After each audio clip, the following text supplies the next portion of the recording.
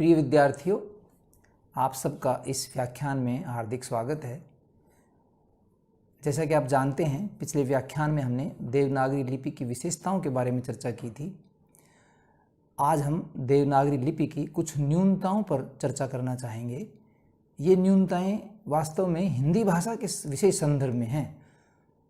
हो सकता है संस्कृत में ये न्यूनताएं दृष्टिगोचर न होती हों, लेकिन उससे पहले मैं आपसे दो बातें कोरोना संक्रमण के बारे में करना चाहूँगा। आप सब, मुझे आशा है, स्वस्थ होंगे और अपना जो दायित्व है, एक सामाजिक जो दायित्व है एक विद्यार्थी का, एक युवा का, वो आप अवश्य निभा रहे होंगे। भीड़ में नहीं जा रहे होंगे, जब भी ज़रूरी हो रहा होगा जा रहे होंगे तो मास्क लगाकर जा रहे होंगे, हाथ और मुंह को लगातार साफ कर रहे होंगे। कोई लक्षण नज़र आने पर आप ज़रूर अपने घर में आइसोलेट हो रहे होंगे या डॉक्टर की सलाह से हॉस्पिटल आदि में भर्ती होने की ज़रूरत हो तो वहाँ भर्ती हो रहे होंगे। इसके अलावा, ये तो आपके व्यक्तिगत मामले हुए, इसके अलावा कोई पीड़ित यदि आपकी लोकेलिटी में है तो उसकी सहायता जो जैसी भी आपसे बन पड़े, सावधानीपूर्वक अपने आप को बचाते हुए, वो भी दायित्व आप पूरा कर रहे होंगे। युवाओं का बड़ा दायित्व है ये, क्योंकि इस समय युवा ही ऐसे हैं जो किसी के लिए देवदूत बनकर पहुंचते हैं।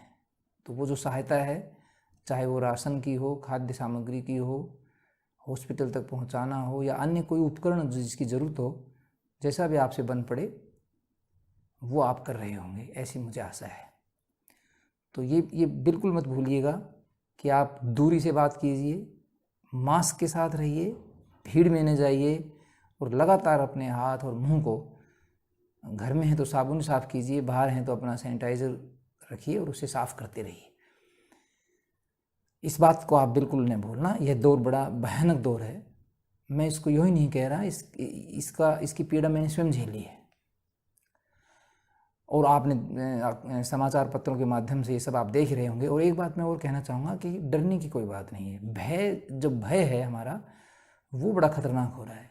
हर आदमी में एक भय ऐसा व्याप्त है कि पता नहीं कोरोना संक्रमण हो गया तो क्या हो जाएगा, सांस बंद हो जाएगा, ऑक्सीजन नहीं मिलेगी, बेड नहीं मिलेगा और हम तड़प तड़प कर मर जाएंगे। क्योंकि कुछ घटनाएं ऐसी सामने आ रही हैं ना, उससे एक डर लगना स्वाभाविक भी है। तो इस पैनिक को न आने दें, ये मेरी आपसे बड़ी वो है, क्योंकि पैनिक का इसमें कोई कारण ही नहीं है। एक संक्रमण है और आपने जो जितनी भी हमारी साइंटिफिक फैक्ट्स सामने आए हैं, उससे ये लग रहा है कि 85% से लेकर 90% तक लोग घरों में ठीक हो रहे हैं। गांव में तो जांच भी नहीं करवाते और वैसे ही दवाई लेकर ठीक हो रहे हैं, लेकिन वो गलत है। मैं उसको कोई सही नहीं मानता, क्योंकि उससे संक्रमण और अधिक फैलता है। जब आप जांच नहीं कराएंगे तो आप अपने आप को कोरोना मुक्त मानेंगे और आप फ्री होकर घूमेंगे तो वो संक्रमण दूसरों को फैलाएंगे। गाँव में फैलने का यही सबसे बड़ा कारण है। इसलिए अपनी जांच करवा लें और जो है उसको आइसोलेट करें, डॉक्टर की ज़रूर सलाह लेते रहें और अपनी जो सेवियर की जो भूमिका है, बचाने वाली जो भूमिका है, उसमें भी आप लगातार सहयोग करते रहें। तो आज हम अपना व्याख्यान शुरू करते हैं देवनागरी लिपि की कुछ न्यूनताएं।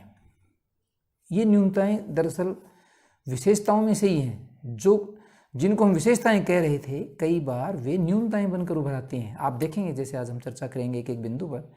और एक बात और मैं स्पष्ट करना चाहूँगा, ये न्यूनताएं वास्तव में हिंदी भाषा के संदर्भ में ही हैं। हो सकता है संस्कृत भाषी इनको कहेगा तो प्रतिवाद कर सकता है कि नहीं, हमारे यहाँ तो बिल्कुल सही बोला जाता है, ऐसा नहीं है। उससे मैं सहमत हूँ। हिंदी भाषा एक अलग तरह से, कहते हैं ना कि एक अलग माहौल में कई लोगों के संपर्क में आने से, कई भाषाओं के संपर्क में आने से इसके तत्व हैं इसमें, तो उससे इसके उच्चारण आदि में काफ़ी भेद आ गया है। वही इसकी न्यूनताएं बन गई हैं। तो देवनागरी लिपि की न्यूनताएं हिंदी भाषा के विशेष संदर्भ में हम कर रहे हैं। ये बात मैं स्पष्ट करना चाहता हूँ। तो पहला एक जो हमने विशेषता बताई थी कि आप देखिए, हिंदी जब देवनागरी लिपि की विशेषताओं पर हम चर्चा कर रहे थे तो ये कहा था कि प्रत्येक लिपि चिन्ह केवल एक ध्वनि के लिए ही है। अलग अलग ध्वनियों के लिए लिपि चिन्ह अलग अलग नहीं है और बिल्कुल पृथक हैं, अलग, सेपरेट, डिस्टिंक्ट हैं। अंग्रेजी में एक शब्द होता है डिस्टिंक्ट, कि मिलते नहीं हैं आपस में वो। इतने अलग हैं, लेकिन इसी से न्यूनता निकलती है। आपने देखा होगा कि कुछ लिपि चिन्ह हमारे हिंदी में, हिंदी भाषा का जब हम प्रयोग करते हैं तो कुछ इस तरह से लिखे जाते हैं कि उनमें समानता सी लगती है और उससे भ्रम उत्पन्न होता है। जैसे मैं आपको उदाहरण देता हूँ, आप देखिए, जब आप ख को लिखते हैं, मैं हस्तलेखन की विशेष बात करूँगा, टाइपिंग में और कंप्यूटर में तो शायद उसको सुधार दिया गया है। जब आप हाथ से लिखते हैं तो ये देखिए आप कैसे लिखते हैं। आप ख को देखिए, सबसे पहले ख का जो मानक रूप है वो तो है ये देखिए आप, ख का जो मानक रूप है वो ये है। लेकिन लिखने में बहुत सारे लोग कैसे लिखते हैं इसको, रे, और ये देखिए आप। अब आप देखिए, पहले वाले रूप को देखिए और इस दूसरे रूप को देखिए। पहले वाला रूप को हमने जो रे जैसा दिखता है ध्वनि, उसको हमने मिला दिया है खड़ी पाई से, और दूसरे में रे अलग लगता है और खड़ी पाई वाला अलग लगता है, और जो बीच में लूप है वो वे लगता है। तो दूसरे को हम क्या बोलेंगे, क्या बोल सकते हैं, रव। तो इन दोनों रूपों में अगर हम दोनों रूपों का प्रयोग करते हैं और जो मानक रूप है उसकी जगह ये दूसरा रूप प्रयोग करेंगे तो बड़ा भ्रम पैदा हो जाएगा। जैसे आप एक शब्द देखिए, हम लिखते हैं नीरव। रव माने वैसे कोलाहल होता है और नीरव माने चुप्पी होती है। तो कई लोग उसको क्या पढ़ सकते हैं, नीक, जिसका कोई अर्थ नहीं निकलेगा। तो ये जो भ्रम है, दो लिपि चिन्हों के दो रूप होने में, ये बड़ी गड़बड़ है। एक और आप देखिए उदाहरण, एक उदाहरण है आपका घ। आप देखिए घ, घड़ा जो घ है वो आप ऐसे लिखते हैं, और जो ध धन है उसको आप कैसे लिखते हैं, इस तरह से लिखते हैं। ये देखिए ध को, तो हम बात करेंगे ध की। अब ध को अगर इस तरह से लिखेंगे, आप देखिए ये ध है, ये ध है। अगर हम इस तरह से लिखेंगे तो क्या होगा कि शिरोरेखा अगर कभी मिल गई, क्योंकि हस्तलेखन में ये संभावना तो बनी रहती है, हस्तरेखा अगर मिल गई तो क्या हुआ, कौन कहेगा कि ये ध है, ये तो घ ही है। इसलिए ध का एक रूप और है, और वो क्या है, लूप वाला। तो मानक रूप क्या है, लूप। ये देखिए आप, ये जो है इसमें लगाया है हमने, लूप लगाया है इसमें। दूसरे में देखिए आप, ये लूप। तो लूप से घ और ध में बिल्कुल स्पष्टता हो जाएगी। तो अभी भी ध को दो रूपों में लिखा जाता है, जो कैसा लगेगा, फिर शिरोरेखा अगर हमने पूरी मिला दी तो घ जैसा लगेगा। तो ध के ये दो रूप हैं, देखिए आप, ये दो रूप जो है ध और ध के हैं। तो लूप वाला रूप जो है एक तरह से मानक रूप है, क्योंकि उससे क्या होता है कि शिरोरेखा मिलाने पर भी वो लूप अलग से नजर आएगा और हम आसानी से पहचान पाएंगे कि ये ध है। तो ये भ्रम भी है। अगली जो ध्वनि है उसमें देखिए आप, मैं और भ। तो भ के भी दो रूप हैं। एक तो भ लिखा जाएगा बिना लूप के, ये देखिए आप, ठीक उस ध की तरह जो घ बन जाता है। अगर इस शिरोरेखा को हम आगे बढ़ा दें, हस्तलेखन में ये संभावना बनी रहेगी, जरूर अवश्य बनी रहेगी, और करते हैं लोग ऐसी गलतियां। और अगर हमने इसको पूरा मिला दिया तो आप देखिए ये क्या बनेगा, ये मैं बन जाएगा। क्या बन जाएगा, ये मैं। तो मैं और भय में तो बड़ा अंतर होता है ना, इसलिए इसका भी एक मानक रूप हमने अलग से बनाया, वो है लूप वाला, दिस वन। इस तरह देखिए आप, ये देखिए आप, जो लूप वाला रूप है वो मानक रूप है। अगर आप शिरोरेखा को अब आगे बढ़ा भी देंगे तो भी वो लूप अलग से नजर आएगा और हम आसानी से पहचान पाएंगे कि ये भय है, मैं नहीं। ओके, तो इस तरह से ये एक ध्वनि हमारी है। इसी प्रकार देखिए आप, य और थ में देखिए आप, बड़ा कंफ्यूजन हो जाता है। य बिना लूप के है, ये यज्ञ जिसको बोलते हैं ना, यज्ञ बोलते हो आप जिसको, वो ये है, और थ ये है लूप वाला। कई बार हस्तलेखन में लूप को हम बड़ा ढीला ढाला लिखते हैं और ऐसे लगता है जैसे हमने ये कर दिया, और अगर शिरोरेखा आगे ले ली तो ये बन जाएगा। तो थ और ये में भी थोड़ा सा कंफ्यूजन बना रहता है। इसलिए ये जो ऐसे लिपि चिन्ह हैं जिनमें भ्रम बना है, उसको हमने मानक रूप दे तो दिया है, लेकिन हस्तलेखन में अभी भी परंपरा बनी हुई है। बहुत सारे लोग, कम नहीं, बहुत सारे लोग इनका प्रयोग दो दो रूपों में करते आ रहे हैं। तो ये एक बड़ा अजीब सा मतलब एक भ्रम इसमें बना हुआ है। ये तो हुआ लिपि चिन्हों की समान भ्रम, जिनमें जैसे समानता दिखती है और भ्रम बन जाता है। ऐसा ही एक तो न्यूनता ये हो गई। दूसरी न्यूनता इसे मिलती जुलती है कि एक लिपि चिन्ह के दो दो रूप प्रचलित हैं। हमने जब विशेषता में बताया था तो बताया था कि एक लिपि चिन्ह और एक ध्वनि 1-to-1 रिलेशन है। एक ध्वनि के लिए दो लिपि चिन्ह नहीं हो सकते। लेकिन हस्तलेखन में पहले ज़्यादा था, अब तो मानक रूप आने से काफ़ी सुधार हो गया। लेकिन हस्तलेखन में अभी भी कुछ लोग, पुराने लोग, और मैं कहता हूँ कि वर्तमान लोग, क्योंकि वो अपने अध्यापक को लिखते हुए देखते हैं तो वहाँ से वो आदत पड़ जाती है बच्चों को, तो वो युवा लोग भी ऐसा प्रयोग करते हैं। तो एक ध्वनि के लिए दो दो लिपि चिन्ह प्रयोग किए जाते रहे हैं। आप देखिए कैसे, जैसे सबसे पहले तो ए को ही लीजिए। हालांकि ए का तो हट गया है, अब नहीं करते ज़्यादातर लोग, लेकिन फिर भी पुराने जो टीचर्स हैं वो ए को किस तरह लिखते थे? वो ए को लिखते थे, ये देखिए, एक हंसता हुआ मुख, ये ए प्रयोग करते थे। एक जैसे हंसता हुआ मुख होता है ना, ऐसे ए हमेशा मुंह खुले में रहता है। ए को जब आप बोलते तो मुंह खुलता है। सबसे पहली ध्वनि हमारी ए है, तो इसको ऐसे बनाते थे। लेकिन ये रूप अब नहीं चलता। मानक रूप इसका बिल्कुल अलग है, और वो क्या है? ये देखिए, ये इसका मानक रूप। तो एक ही ध्वनि के लिए दो लिपि चिन्ह है। हालांकि मैं इस बात को मानता हूँ कि ये पहले वाला जो रूप है ये अब बिल्कुल बहुत कम लोग प्रयोग करते हैं, लेकिन फिर भी पुराने लोगों में मैंने देखा है, मैंने खुद महसूस किया है। हमारे कुछ पुराने साथी थे, वो इस ए का प्रयोग करते थे, सुंदरता के लिए करते थे। लेकिन आप देखिए इसको बनाने में कितनी कठिनाई आती है। तो ए के दो रूप हो गए। इसी तरह देखिए आप, एक स्वर है री को, ऋषि वाला री जो मैं बोल रहा हूँ, वो देखिए आप, एक तो तरीका है ये एक सामान्य सा लूप और गोलाई लेके हम कर देते हैं। लेकिन जो मानक रूप जो किताबों में छपा होता है, टाइपिंग में जो छपा होता है, वो है आपका ये देखिए अलग, बिल्कुल दो अलग अलग रूप आपको नजर आएंगे।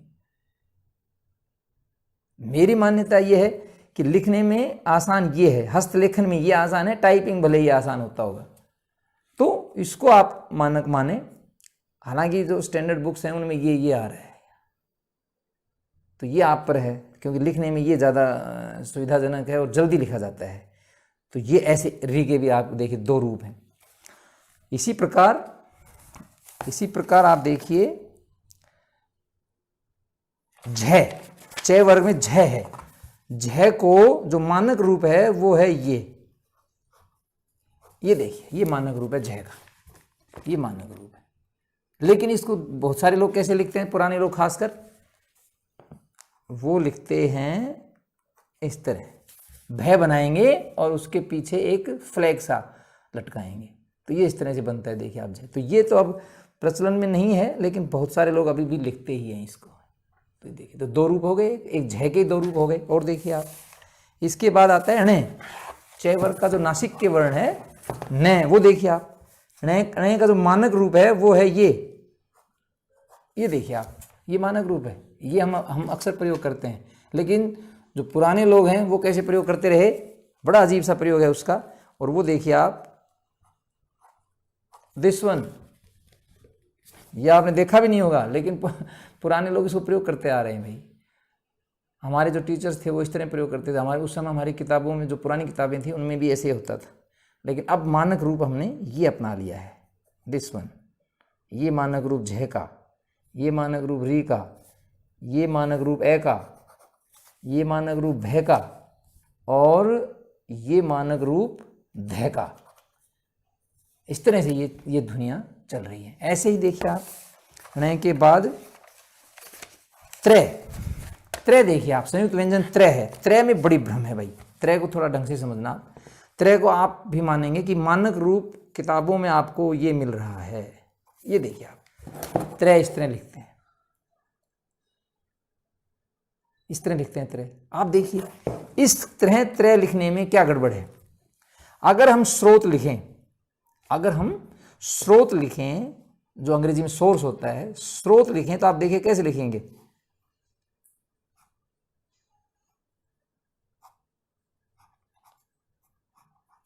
ये देखिए, ये मैंने स्रोत लिखा है, ये मैंने स्रोत लिखा है, किताबों में आपको देखना। ठीक है, इस स्रोत को कौन स्रोत पढ़ेगा? सबको ये लगेगा, और अक्सर लगता है, आज के विद्यार्थियों को भी लगता है, नए जो विद्यार्थी उनको भी लगता है। हम जब पढ़ते थे, छोटे थे, तब हमें भी बड़ा अजीब सा लगता था। हम इसको क्या पढ़ते थे और आप भी क्या पढ़ते, इसको स्रोत। क्यों? क्योंकि त्रय को ऐसे लिखने से ये भ्रम पैदा हुआ है, जबकि है ये अलग। क्या है स्रोत? से में रह है, से लगाया और ये रह है, ये देखिए आप, श्रय संयुक्त व्यंजन है, आधा से और पूरा रह, जैसे आप प्रयोग करते आए हैं। ये देखिए, आधा से और पूरा रह, और फिर ओ की मात्रा, ओ की मात्रा, और ये देखिए स्रोत, इस तरह लिखिए। तो गड़बड़ क्यों हुई? क्योंकि त्रय को हम ऐसे लिखते आए हैं, और वो स्रोत में ऐसा लगता है जैसे कि ये त्रय है। ऐसे सहस्र में शब्द है सहस्र, से में रह है, आधा से और पूरा रह, संयुक्त व्यंजन है, लेकिन हम उसको पढ़ते क्या है? सहस्त्र। कितना गलत उच्चारण होता है। तो ये भ्रम क्यों हुआ? त्रय को गलत लिखने के कारण हुआ। तो मेरा ये मानना है, और शायद अब मानक पुस्तकों में इसको मान लिया गया है कि त्रय को कैसे लिखो, जैसे अन्य संयुक्त व्यंजन रह के बनाए जाते हैं, ठीक उसी तरह। कैसे? तय लिखो पूरा, और फिर ये त्रय बनाओ। ये देखिए आप, ये त्रय बनाइए, और फिर देखिए आप कोई गुंजाइश नहीं रहेगी। फिर आप सहस्त्र को सहस्त्र नहीं बोलेंगे, स्रोत को स्त्रोत नहीं बोलेंगे। ये जो उच्चारण की गलतियां हो रही हैं, ये हमारे लिपि चिन्हों के डबल रूप के कारण हो रही है। दो रूप प्रचलित हैं। तो मानक रूप मैं इसको मानता हूँ, और शायद अब जो हमारा मानकीकरण का जो वो है, शब्दावली आयोग वगैरह, उन सब ने शायद इसको मान लिया है। एनसीईआरटी की पुस्तकों आदि में सब यही तरह प्रयोग किया जा रहा है। इससे ही कन्फ्यूजन होता था, हो रहा है अभी भी।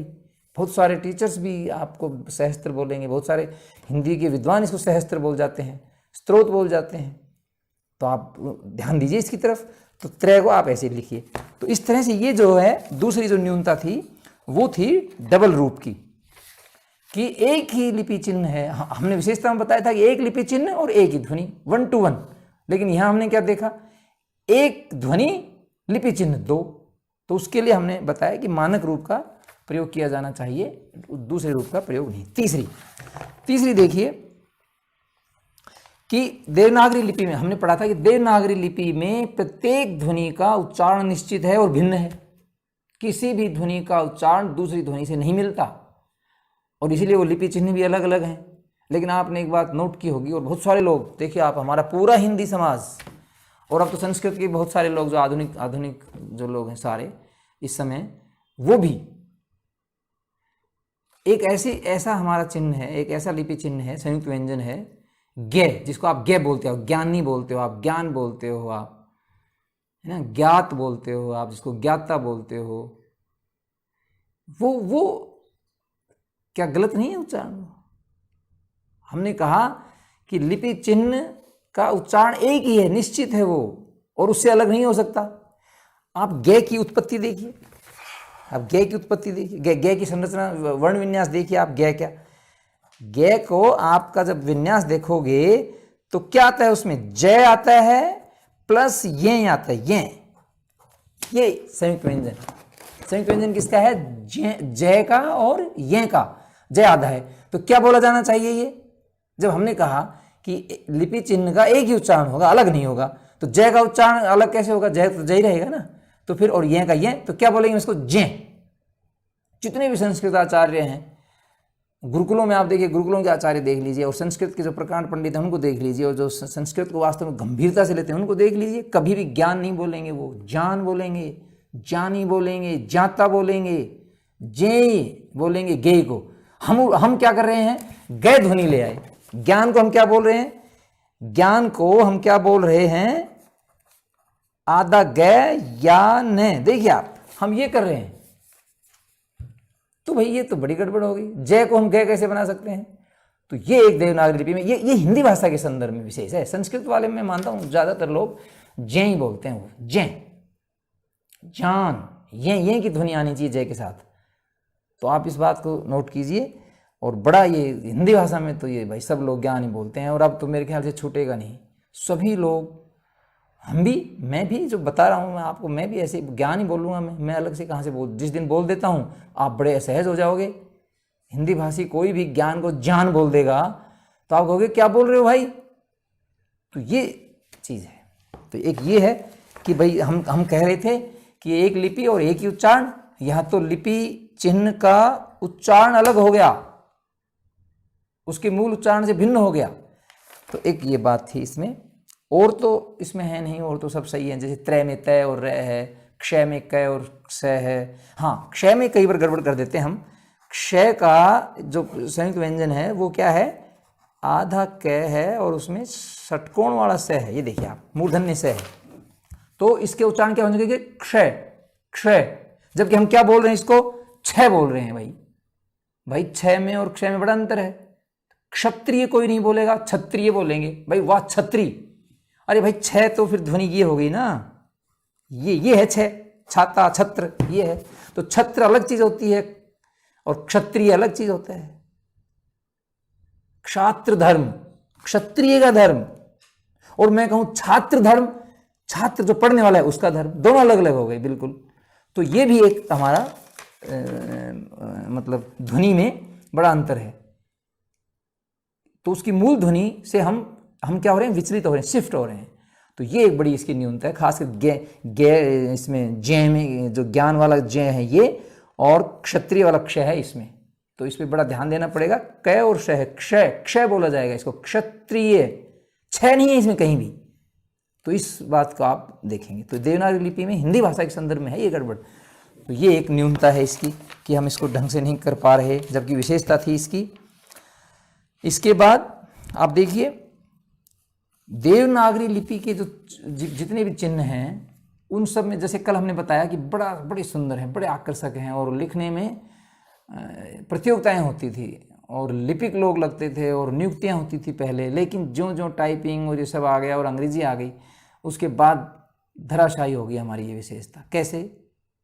आप कहेंगे कि सौंदर्य को आप क्यों इतना पीछे ले जा रहे हैं भाई, इसकी इतनी आलोचना क्यों कर रहे हैं? इसका कारण है, इतनी वक्रता है, गोलाई है, ऋजुता है, तिरछापन है, और इसके साथ साथ मात्राएं हैं। और मात्राएं भी कोई ऐसे नहीं है, एक जैसी नहीं लगेंगी। आप देखिए बाएं, दाएं, ऊपर, नीचे, ऊ की मात्रा नीचे लगती है, ए की मात्रा ऊपर लगती है, ओ की मात्रा ऊपर लगती है। फिर वृद्धि मात्राएं देखिए आप, आई की मात्रा में 2, आप कई बार इतनी गड़बड़ कर देते हैं, बहुत बार गड़बड़ कर देते हैं कि ए की मात्रा को आप डबल कर देते हैं, ए के ऊपर आप आई एक मात्रा लगा देते हैं। आपको लगता है कि एक मात्रा लगाने से ए आएगा, ए के ऊपर ही एक मात्रा लगाएंगे तो वो आई बन जाएगा भाई, और किसी व्यंजन पे लगाएंगे तो वो डबल मात्रा में हो जाएगा। एक मात्रा लगाएंगे तो वो ए, तो ए और आई का बड़ा वो समझो इसमें। तो मात्राओं का इसमें बड़ा रोल है, बड़ी भूमिका। हमने विशेषता में बताया था कि और किसी भाषा में ऐसा नहीं है कि मात्राएं, लेकिन ये मात्राएं हमारे लिए इसकी न्यूनता भी बन गई है, खासकर हिंदी भाषा के संदर्भ में मैं बात कर रहा हूँ। क्यों? कि मात्राएं आगे पीछे ऊपर नीचे लगाने से बड़ा टाइम लगता है, बड़ा समय लगता है। और फिर शिरोरेखा, अंग्रेजी भाषा में आप देखिए उस लिपि में आपको शिरोरेखा नहीं लगानी पड़ती, ऊपर लाइन नहीं खींचनी पड़ती, लेकिन हमारे यहाँ लाइन खींचो, ये लाइन खींचो ऊपर, ये शिरोरेखा बोलते हैं। ये जो लाइन जैसे स्रोत पे लाइन खींचिए, स्रोत, ये शिरोरेखा कहलाती है अक्षरों के ऊपर। और फिर मात्राएं लगाओ, और फिर इन मात्राओं को लगाने में इतना समय लगता है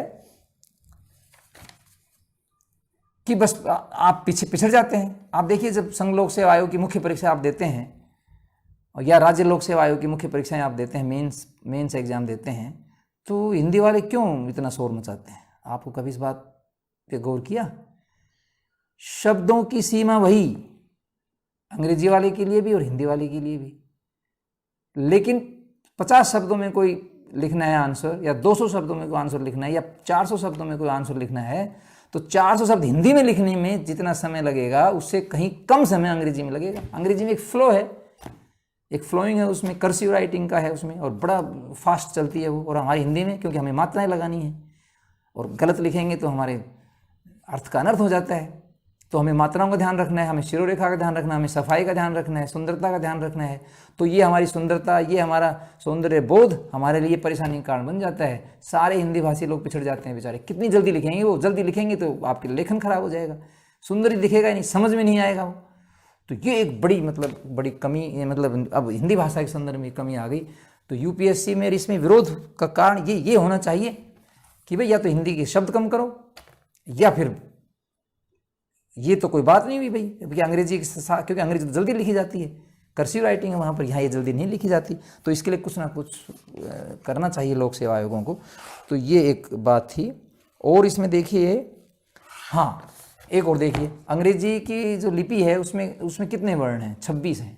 आप देखेंगे अल्फ़ाबेट में कितने हैं? 26 हैं। और हमारे यहाँ 11 तो स्वर हैं, 33 व्यंजन हैं, अनुस्वार है, अनुनासिक है, विसर्ग है, और दूसरी भाषाओं से ली हुई ध्वनियाँ हैं, जैसे अड़े है, अढ़े है, फ है, जय है, आ है।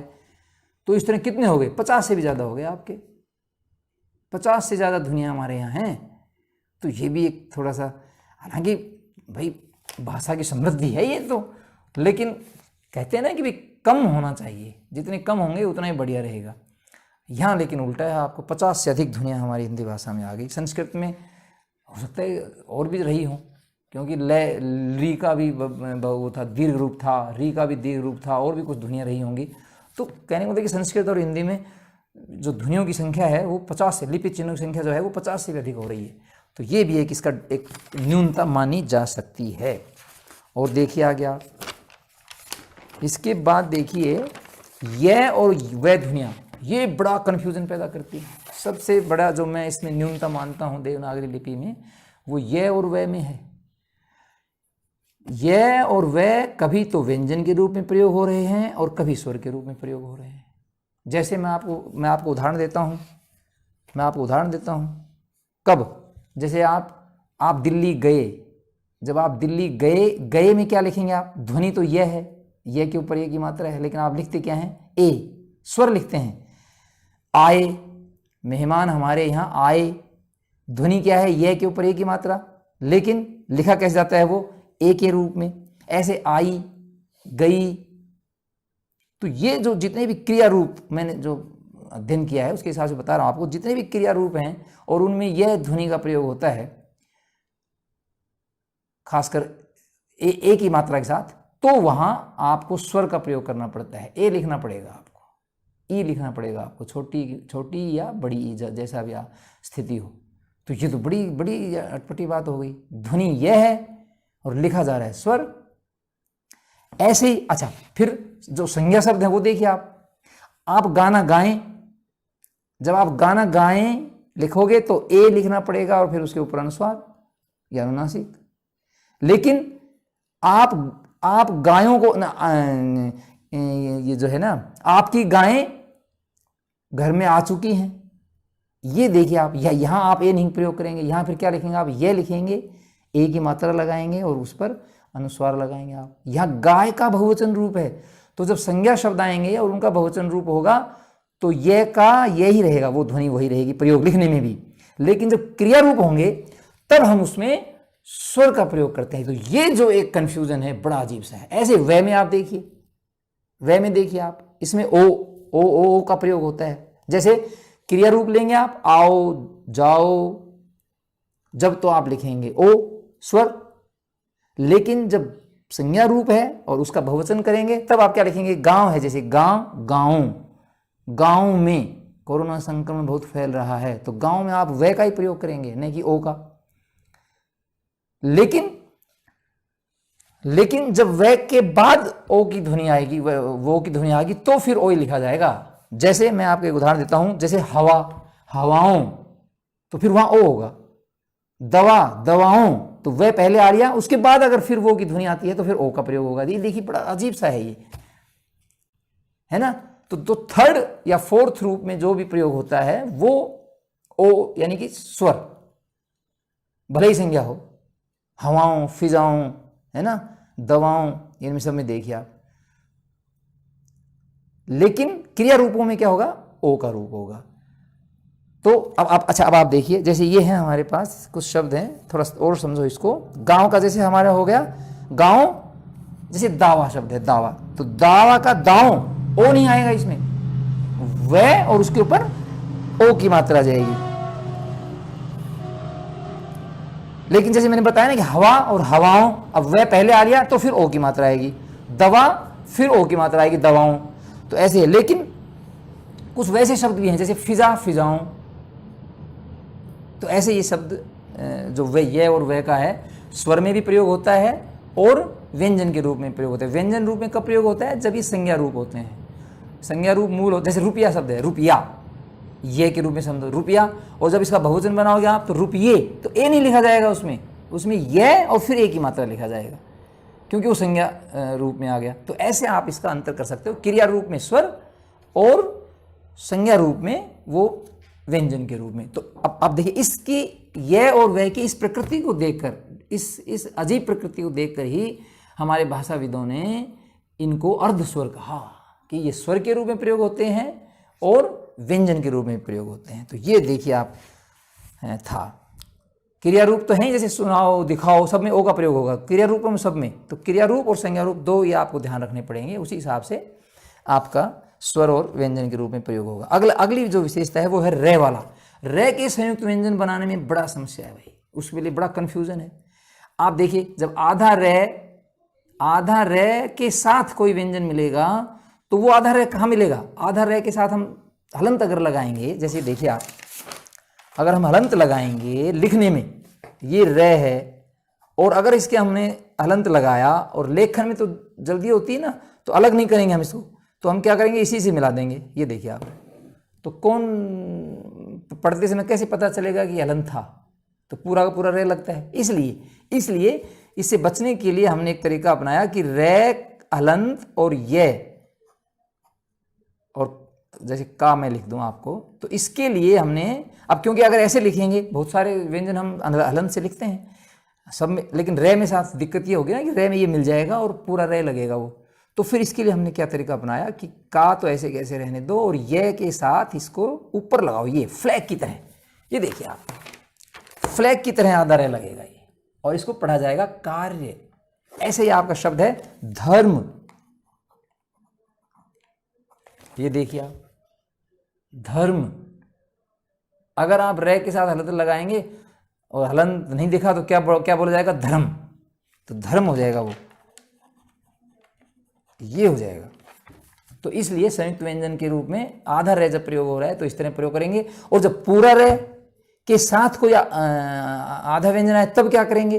तब हम, उसका तरीका है उसके एक तिर्यक रेखा, जैसे आपने देखा क्रय में, जैसे देखिए आप क्रय है, ये देखिए आप, यहाँ आधा क है, आपको लग रहा है पूरा क, जबकि आधा क है और रे पूरा है। ये देखिए क्रय है। ऐसे आप प्रेम में देख सकते हैं आप, ये देखिए आप, तो पे आधा है और रे पूरा है। तो इस तरह ये संयुक्त व्यंजन रे में थोड़ी सी दिक्कत आती है, और इसीलिए ट्रक में आप देखिए क्या था, मैंने कल भी बताया था आपको, ट्रक में ये हलंत है और ये रे है, और ये बड़ी गड़बड़ करता है। इससे बचने के लिए मैं तो कई बार सुझाव देता हूं कि टे में भी आप ऐसे लिखो, रहे तिरछा, जो जैसे औरों में लिखते हैं ऐसे लिखो, तो उससे मात्रा लगाने में, अब जैसे ट्रक में अगर हम नीचे ऊ की मात्रा लगाएं, जैसे ट्रुप लिखते हैं हम, तो पहले तो वो हलंत लगाओ, फिर रे लगाओ, फिर ऊ की मात्रा लगाओ, तो लेखन में क्या होता है कि नीचे वाली लाइन में वो मिल जाते हैं, ओवरलैप हो जाते हैं, तो बड़ी गड़बड़ होती है। तो इससे अच्छा है ना कि टे में भी रे को ऐसे लो और फिर आप आराम से नीचे मात्रा लगा सकते हो, ट्रुप। तो ये एक मेरा सुझाव है कि टे में रे ऐसे ही लगाओ, टे ठे डे जितने भी हमारे ये हैं। और अन्य संयुक्त व्यंजनों में भी लगा दो आप, जैसे ये को यहां से लो, नाट्य जैसे शब्द है एक, क्यों हलंत लगाओ? हलंत से बचो ना। तो ये कुछ चीजें हैं जो बड़ी मतलब ये दिक्कत करती हैं, बड़ी समस्याएं पैदा करती हैं। तो एक ये समस्या थी हमारी रे वाली। और देखिए आप रे में ऊ की मात्रा, आप ऊ की मात्रा को जरा देखिए ध्यान से। रे में अगर आप नीचे ऊ की मात्रा लगाओगे तो ये देखिए आप, या बड़ा लगाए आप, ये देखिए आप, जैसा परंपरा है। अगर ये इस तरह से आप प्रयोग करेंगे, रे और रू देखिए आप कहाँ हैं ये देखिए रू और रू, छोटा रू और ये बड़ा रू। अगर हम ऐसे प्रयोग करेंगे तो लेखन में खासकर, तो क्या ये नीचे वाली लाइन में नहीं चले जाएंगे? तो क्या उसका अर्थ निकलेगा? तो बड़ी गड़बड़, ओवरलैपिंग हो जाती है, पता ही नहीं लगेगा क्या लिखा है क्या नहीं लिखा। इसके लिए हमने रे में एक अलग से ऊ की मात्रा लगाई। ये देखिए आप, छोटे ऊ की मात्रा के लिए हमने ये देखिए फ्लैग सा है, और बड़े रू के लिए हमने लूप के साथ लिया है। ये देखिए आप, इन दोनों के अंतर को समझना बहुत जरूरी है। हमारी लिपि, देवनागरी लिपि में, हिंदी में छोटे रू और बड़े रू में अंतर नहीं समझा जा रहा। एक है रूप, एक है रुपया। तो बिना लूप वाला तो छोटा है, और लूप जिसमें है वो बड़ा है। ठीक है, तो ये आपका एक रे की एक बड़ी समस्या थी। फिर अगली जो है, संयुक्त व्यंजनों में भी कई रूप चलते हैं। जैसे आपने कहा श्री, क्षत्रिय का क्षय, त्रय का त्रय, ज्ञानी का ज्ञ, है ना, जिसको जय बोलना चाहिए। और ऐसे ये और वे के संयुक्त व्यंजन है। जैसे द्वय को हम दय के उसमें लगाते हैं, ये को भी इसमें लगाते हैं। ठीक है ना, जैसे उद्यम लिखते हैं तो दय में ये है, विद्या लिखते हैं तो दो दो रूप इनके प्रचलित हैं। तो इसमें भी बड़ा वो है ये और वे के संयुक्त व्यंजनों में। बाकी तो हम हलंत लगा के प्रयोग करते हैं। तो ये और वे के कैसे लिखते हैं? दय में जैसे लिखेंगे तो ये तो वह हो गया, दय और वह। विद्वान जैसे लिखते हैं ना, दय में वह, विद्वान।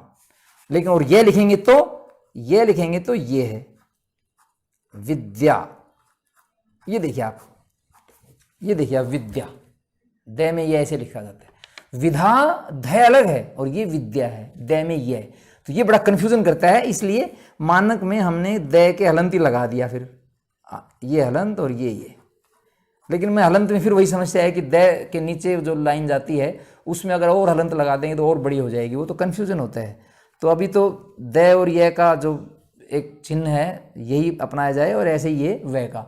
तो ये कुछ ऐसी चीज़ें, बाकी सब में हम हलंत का प्रयोग करते रहते हैं। तो ये और वह में ये समस्या रहेगी ही। इसके